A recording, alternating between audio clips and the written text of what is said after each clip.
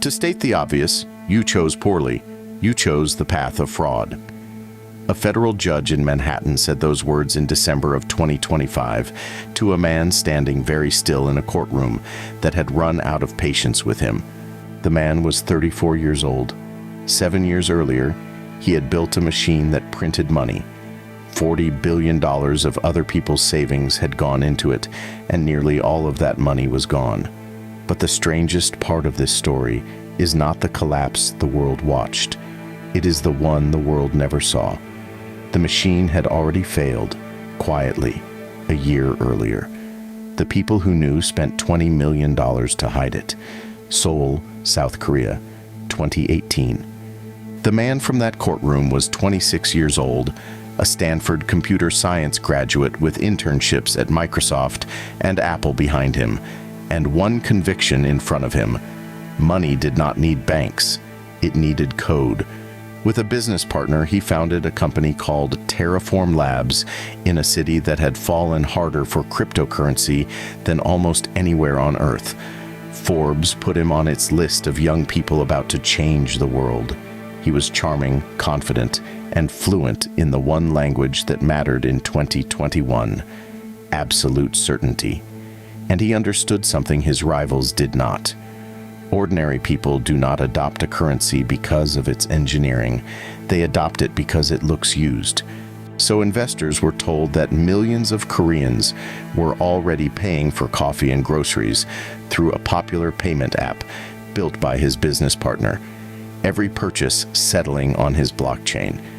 It was the kind of detail that made the whole enterprise feel real. Years later, prosecutors would establish that it was invented. The payments ran on ordinary rails. The blockchain was scenery. The first product this company shipped at scale was the appearance of working. The invention had two parts. One was a digital coin meant to be worth exactly $1, always. People called it the Terra dollar. The other was its sister coin, Luna, whose price could float. The trick that held the dollar coin at $1 was a swap. The system would always trade one Terra dollar for $1's worth of Luna in either direction. If the dollar coin slipped to 98 cents, traders could buy it cheap, swap it for a full dollar of Luna, and pocket the difference. And their buying pushed the price back up. No vault, no reserve, no dollars in a bank anywhere. The white paper called this elegant, and it was. The peg held as long as Luna was worth something, and Luna was worth something as long as people believed in the machine. It was a currency built entirely out of belief. What pulled in ordinary people was a savings product.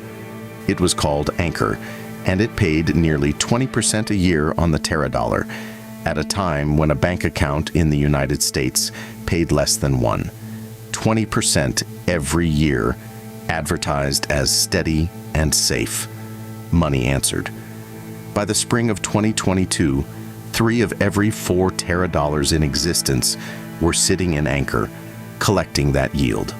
In South Korea, more than 250,000 people held the coins. On the forums, they called themselves lunatics, and they meant it fondly. A couple sold their house and put the proceeds in. Retirees moved pensions. One British economist looked at the design in 2021 and warned publicly that systems like this had a failure mode, a death spiral. The founder answered her in 11 words. "I don't debate the poor on Twitter," he wrote. He was worth billions on paper, and the paper agreed with him. Then, in May of 2021, the machine failed. The Terra dollar slipped its peg. The swap that was supposed to pull it back to $1 was not pulling hard enough.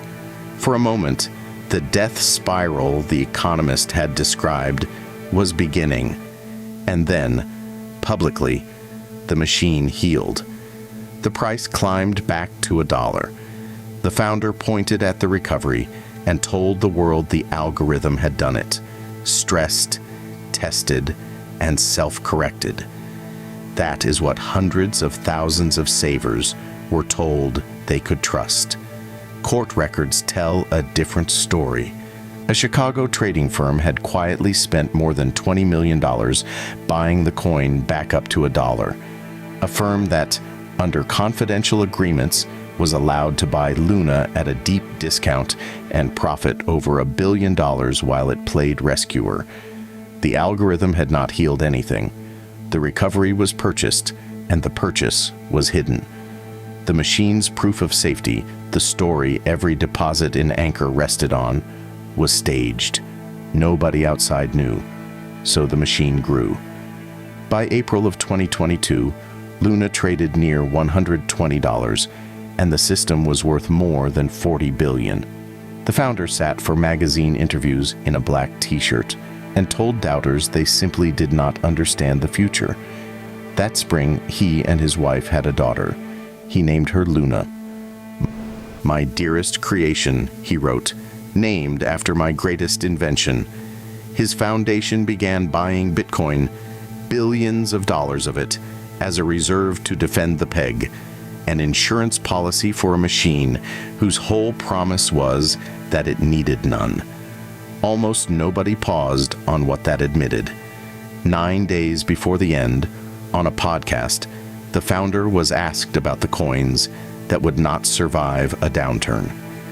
95% are going to die, he said. There's also entertainment in watching companies die. Saturday, May 7th, 2022. Evening in the United States, deep night in Seoul. Two enormous withdrawals pulled about $2 billion out of Anchor, and sellers began dumping the Terra dollar faster than the swap could absorb it. By the end of the weekend, the coin that was always worth $1 was trading at 91 cents. In Seoul, people woke on Sunday to price alerts they did not understand. In the United States, savers refreshed the Anchor dashboard and watched a number that had never moved, moving. 9 cents does not sound like a catastrophe, but this was a machine made of belief, and belief does not slip 9%. When it goes all the way down. On Monday morning, the founder posted 5 words: deploying more capital, steady lads. The Bitcoin reserve went into the market to buy the peg back. $3 billion of it gone in days. It bought hours, not safety. Because now the death spiral was running exactly as designed. Every holder who fled the Terra dollar swapped it for freshly minted Luna and sold that too. The more people fled, the more Luna the machine printed. The more it printed, the less each coin was worth. The less each coin was worth, the more coins it took to pay the next person out. In 1 week, the supply of Luna went from 345 million coins to 6.5 trillion. The price fell 99.99%. Exchanges pulled the listings. The network itself was halted, twice by the people who ran it. $40 billion of savings became, in 5 days, approximately nothing. The machine's failure was cold accounting. What the numbers landed on was people. The couple who had sold their house watched the money from every room of it disappear in an afternoon. A man who had proposed to his girlfriend 3 weeks earlier lost the $62,000 he had saved for their start. "The guilt is unbearable," one investor wrote, and thousands recognized themselves in the sentence. Another investor was $450,000 down, much of it borrowed, and could not tell the bank. On the message board where savers had compared yields, the moderators pinned telephone numbers for suicide hotlines, the support forum for a savings account, posting crisis lines. In South Korea, police linked at least 1 death to the losses. These were not gamblers chasing a moonshot. They had been offered a savings account with a number on it, and the number had been a promise. The wreckage did not stay inside Terra. Within weeks, the hedge funds and lenders who had borrowed against Luna began to fall. A fund in Singapore, than the lending platforms that owed their customers billions. 6 months later, an exchange called FTX collapsed in the same long avalanche. The industry got a phrase for the era that followed: crypto winter. The founder, meanwhile, left South Korea. When investigators came with questions, he was in Singapore. When the arrest warrant came, he was gone from there too. Interpol issued a red notice. In March of 2023, he was caught in the Balkans boarding a private jet with a counterfeit Costa Rican passport.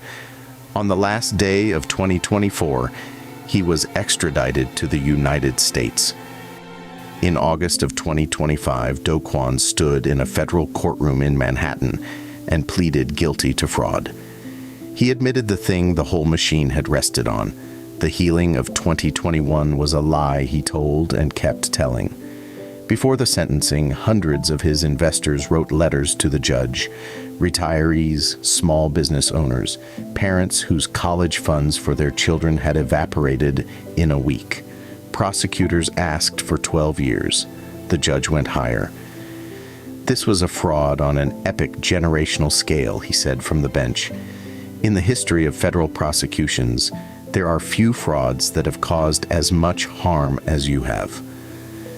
15 years, and 1 week after the sentencing, the administrators winding down the ruined company sued the Chicago trading firm for $4 billion, laying out the secret agreements in court filings. Asked under oath about the hidden rescue, the firm's executives declined to answer hundreds of times. In the summer of 2026, the market fell again. $2 trillion flowed out of cryptocurrency, and the headlines reached for the phrase Terra had taught them the first time. The machine itself has been dead for 4 years now, but the autopsy finding is worth stating precisely, because it is the whole story. Terra did not die in May of 2022. It died in May of 2021, the first time belief wavered, and instead of letting anyone see the body, the men who knew propped it up, called the survival proof, and sold the proof to 250,000 savers. For 1 year, the strongest evidence that the machine was safe was that it had not fallen. It was still standing because someone paid it to stand. Terra never printed dollars. It printed belief. And when that ran out, the only thing underneath was the people who had done the believing. Hundreds of the believers wrote it all down for the judge, retirees, and parents, putting down on paper exactly what the machine had taken. But the postmortem writes itself. The only question is whether anyone reads it before the next one.